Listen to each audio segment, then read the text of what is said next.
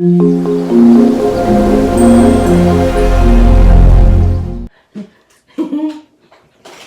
to the Suksawat channel. Today we have fans flying in from all over the place to support one of the contestants. สบายดีเนาะยินดีต้อนรับสู่ช่องสุขสวัสดิ์มื้อนี้ก็มื้อดีเนาะที่ว่ามีแฟนมาเชียร์contestant A นี่นะมาจากทางไกลอีกหนึ่งมาจากเมืองไทยเนาะสองมาจากเดนเวอร์มาติดตามแฟนของเจ้าเนาะของ contestant A เนาะว่าเป็นอะไรเนาะเจ้าเอ้ยเจ้าสาววัดเดียววันนี้ฟังตาปอตลมาจะดอกฟังเก็บอีเท้าหลาบอ้อนแอนมาจะดอกวีโลวีโหนำมันตาก่อนเหลือมากๆกันลาบัดเดียวลาโอ้ยพวกเราละโอ้ยตายละเจ้าเอ้ยเจ้าหาเร็วพอละมาเขียวไอ้ตายละฮอร์โมนนะอย่าบอกว่าที่สำเนียงมื้อนี้กับแฟนเนาะของ contestant A ก็มาเชียร์เดินทางมาทั้งไกลพุ่นเนาะแนะนำตัวเองเนาะมาจากพุ่นน่ะเราไปจากหัวไส้พุ่นเด้อนี่น่ะมาเชียร์ทีมเฮาเด้อทีม A เด้อต้องชนะอย่างเดียวซื้อยังจะซื้อยังเนาะจะซื้ออันนี้จากพิมพรสิงห์วิจิตรแล้วก็แฟนต่อไปเนาะอันนี้เดินซื้อแนะนำตัวเองแล้วก็บอกทานผู้ชมด้วยว่าจะมาแต่ไสมาจากเดนเวอร์โคโลราโดมาเชียร์ไผมื้อนี้มาเชียร์ทีม A แม่นบ่เป็นจะให้เราชนะบ่ย่าคือชนะโนสู้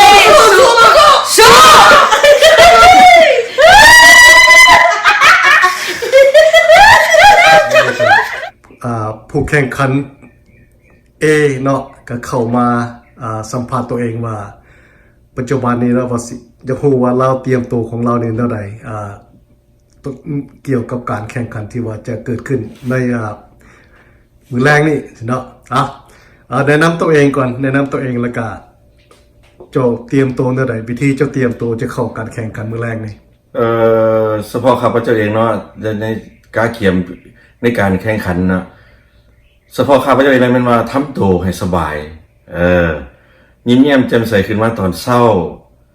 ทุกอย่างรีแลกซ์บ่ต้องมีอันขึมบ่อันนั้นบ่แล้วก็เฮาต้องเบิ่งคู่ต่อสู้ของเฮาหั่นว่า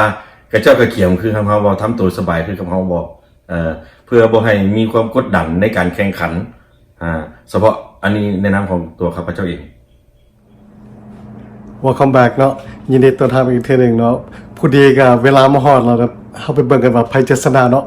ติดตามมาเบิ่งนำกันเนาะว่าไผจะชนะการแข่งขันมื้อนี้เนาะ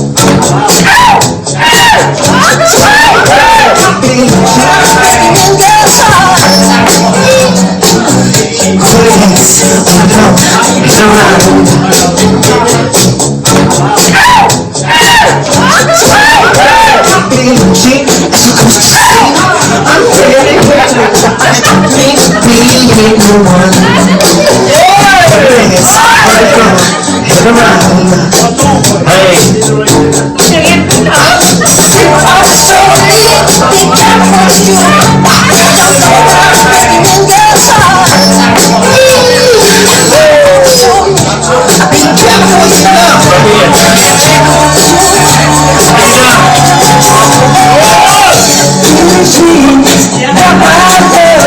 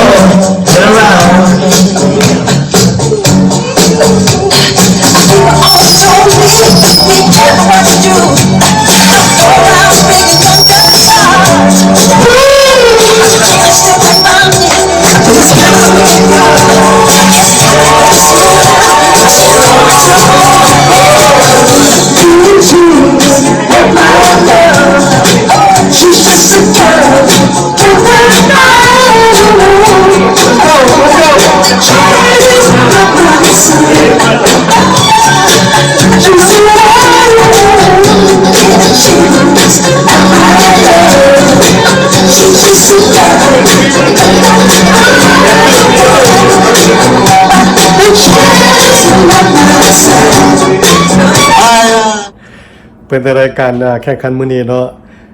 ให้ทาน message เข้ามาเลยว่ามักผู้ใดจะให้ผู้ใดชนะเนาะอะไรก็ตามเนาะขอบใจละลายที่ทานติดตามกันอย่าลืมกดไลค์กด subscribe กดแชร์ให้ได้เด้อSo what do you think of the competition, of the dance competition today? So inbox, leave a message. Who do you want to win? Okay? And again, thank you very much for watching. Don't forget to subscribe, like, and share. Thank you.